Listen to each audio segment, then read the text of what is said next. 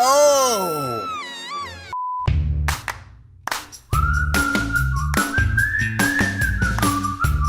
Il y a quelques semaines, j'ai réagi aux scènes médicales de Happy Tree Friends et j'ai été bombardé de demandes pour faire une deuxième partie. C'est pourquoi aujourd'hui, nous ne perdons pas de temps. On plonge dedans et on apprend toutes les blessures et les folies que cette animation a à nous offrir. Mais avant d'entrer dans le vif du sujet, si vous êtes nouveau sur la chaîne, bienvenue. Je m'appelle Dr Jordan Wagner, je suis médecin urgentiste. Si vous aimez les vidéos éducatives de réaction et d'autres choses que vous voyez ici sur cette chaîne, appuyez sur le bouton d'abonnement et activez vos notifications avec la cloche. Comme ça, vous apprenez dès que je sors une nouvelle vidéo. Ok, on y va, c'est parti. Oula. Oh! Je déteste quand ça arrive.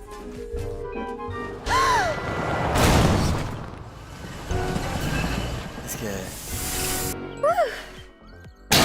Oh! Quoi? Si ça devait se produire dans la vraie vie, le principal vaisseau sanguin qui descend est votre aorte dans l'abdomen. Et si ça s'ouvre, vous ne pouvez pas l'empêcher de saigner. Vous commenceriez juste à saigner rapidement dans les secondes qui suivent et mourrez. Ensuite, bien sûr, votre moelle épinière serait touchée, et la moitié inférieure de votre corps serait out. Non, attends. Magnifique, c'est tellement dérangeant. Oh la vache, ok. Bon, c'est dérangeant au possible, et ça ressemble à un morceau de jambon. Pourrait-on survivre à ça? Je pense que si vous êtes capable d'arrêter le saignement, vous pourriez être capable de survivre un peu plus longtemps, évidemment. Mais alors la question c'est, quels organes sont blessés et est-ce compatible avec la vie réelle? Je suppose qu'il est aveugle aussi. Du coup, il fait pas toujours... Enfin, je comprends pas. Est-ce qu'il est aveugle ou est-ce qu'il conduit en aveugle? Oh! Combien de fois quelqu'un a fait ça? Ok, juste une fuite. Maintenant, vous avez une traînée de sang. Vous avez une traînée de feu. Oh là là, allez, ça fonctionne pas ainsi. On peut aller dans l'abdomen. Ah. Sinon, avec les extincteurs, il y aurait eu plus de blessures que vous n'avez jamais entendues. Mais généralement, ça n'arrive pas. En fait, ça pulvérise un brouillard en poudre qui est un ignifuge pour que le feu s'arrête. Oh, et la voiture explose. C'est n'importe quoi. Vous voyez que l'explosion détruit l'abdomen. Et maintenant, vous avez des intestins qui ne font que de rouler. Et du coup, les intestins, ça ressemble à ça, comme un tube. Mais il est attaché par tout ce mésentère. Donc il est toujours en sorte de forme de boule quand il est dans votre abdomen. Ça sort un petit peu comme un ventilateur par rapport à ses cordes. Oh. Oh. Ah, c'est juste affreux. C'est quoi ce délire? Vous faites pas ça avec une tasse pleine de café chaud. Maintenant, l'animal a comme une brûlure au premier, ou deuxième, ou troisième, voire quatrième degré. On connaît pas le degré de brûlure. Une brûlure au premier degré, c'est comme un coup de soleil, c'est qu'une couche superficielle et elle devient rouge. Les brûlures au second degré, il y en a deux types, la superficielle et la profonde. C'est celle qui vous donne des cloques. Ensuite, vous avez la brûlure au troisième degré, qui brûle essentiellement à travers les capillaires et les nerfs. Et ça se traduit souvent par une greffe de peau. Et puis la brûlure au quatrième degré, ça descend jusqu'au tissu sous-cutané, les graisses, les muscles, le pire qui puisse arriver. Oh. Oh. Oh, wow, oh mec! Un saignement des oreilles. On peut avoir une rupture du MT, votre membrane tympanique, ou ce qu'on appelle habituellement le tympan. Vous pourriez aussi parfois avoir une mauvaise audition après. Parfois, vous pouvez aussi avoir un tympan perforé, et ça va bien, et ça guérit tout seul. Et d'autres fois, vous aurez besoin d'une tympanoplastie, où vous obtiendrez en fait un nouveau tympan qui vient de vous-même. Vous pouvez utiliser un morceau de fascia et le mettre directement dessus.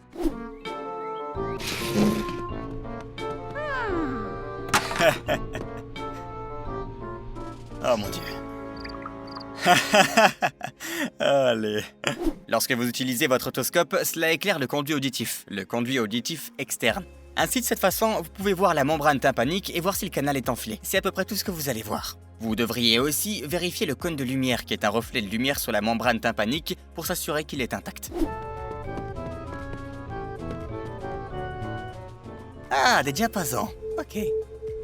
Ok, il peut entendre. Quand j'étais en école de médecine et en formation, on utilisait des diapasons. Maintenant, on les utilise plus trop, mais le but d'un diapason est d'entendre s'il y a une perte de conduction osseuse par rapport à une perte neurosensorielle. Quand vous devez le faire, vous tapez dessus, vous écoutez le bruit et ensuite vous pouvez le mettre sur l'os pour voir si vous avez une conduction.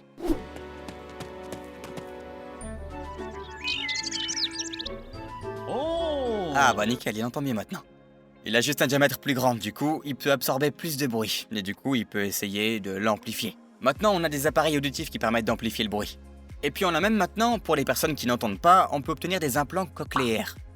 Si vous avez déjà vu quelqu'un avec un appareil électronique sur la tête, en fait, ça l'aide à entendre. J'adore cet écureuil bonbon.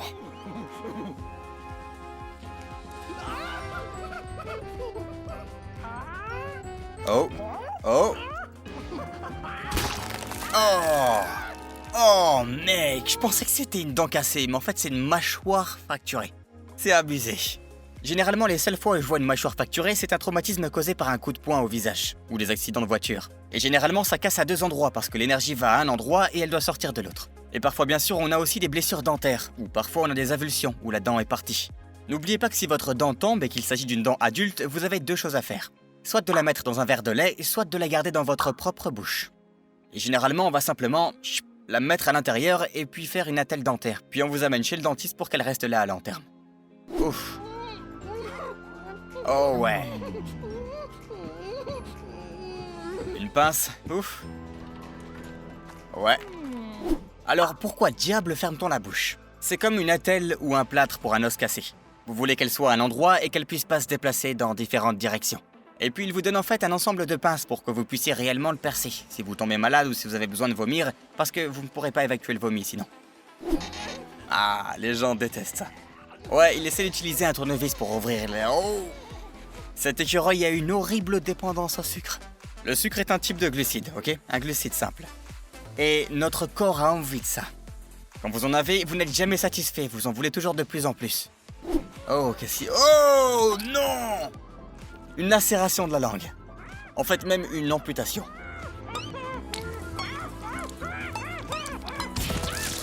Oh purée! Si vous avez une blessure à la langue et qu'elle saigne, elle va beaucoup saigner. Ça va être très abondant et ça va être très difficile d'arrêter le saignement, comme si tout sortait. Ouais. C'est comme un casque. Oh mon dieu. Avec une serrure. C'est horrible. J'en ai jamais vu auparavant. On a cette chose appelée le halo qui se visse dans le crâne pour quelqu'un qui a une fracture cervicale, mais j'ai jamais vu cet appareil pour une fracture de la mâchoire. Oh! Qu'est-ce que... Ça arrive? Oh purée! Qu'est-ce que... Votre œil a plusieurs muscles et il est relié à l'arrière par votre nerf optique. Du coup, c'est probablement le nerf optique que nous voyons traîner ici. Mais la peau a disparu, on voit rien de tout ça. Le nez a disparu.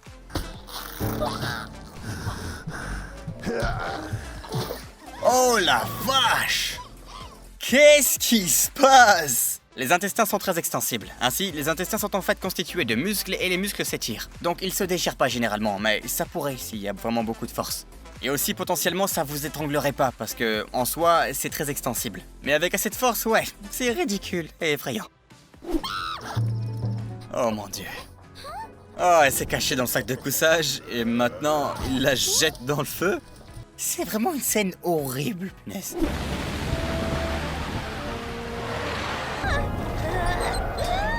Oh! Normalement, le volant ne ferait pas ça, mais il pourrait généralement se plier. Souvent, les gens vont voir des éclats style toile d'araignée sur le pare-brise si leur tête heurte le pare-brise. Qu'est-ce que...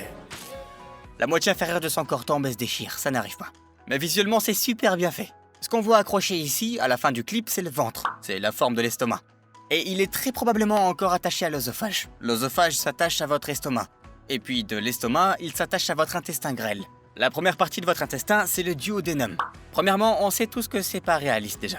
Du coup, la question, c'est pourriez-vous réellement survivre à une séparation de votre duodénum de votre estomac? Oui, si vous avez un chirurgien qui peut le remettre. Selon l'accident, ce serait un chirurgien traumatologue qui aurait besoin de voir, ou alors un chirurgien généraliste, ou alors des fois les deux. Habituellement, un chirurgien traumatologue est aussi généraliste. Et bien du coup, c'était bien ma deuxième fois avec Happy Tree Friends. Bon, c'est vraiment un dessin animé assez dérangeant, mais d'un point de vue anatomique et du point de vue d'un médecin, c'est en fait assez amusant à regarder. Tant que vous comprenez dans quoi vous embarquez. Est-ce que vous avez une émission télé ou un film préféré qui présente des situations médicales auxquelles vous voudriez que je réagisse? Faites-moi savoir dans quelle émission ou quel épisode dans les commentaires ci-dessous. Ou sinon, dites-moi si j'ai raté des scènes d'Happy Tree Friends que je devrais vérifier dans une autre vidéo. Comme toujours, assurez-vous de vous abonner si vous voulez voir plus de vidéos amusantes comme celle-ci. Et découvrez ma série Doctor Reaction ici pour rattraper toutes les critiques de vos émissions de télévision préférées. Merci d'avoir regardé et restez en bonne santé les amis.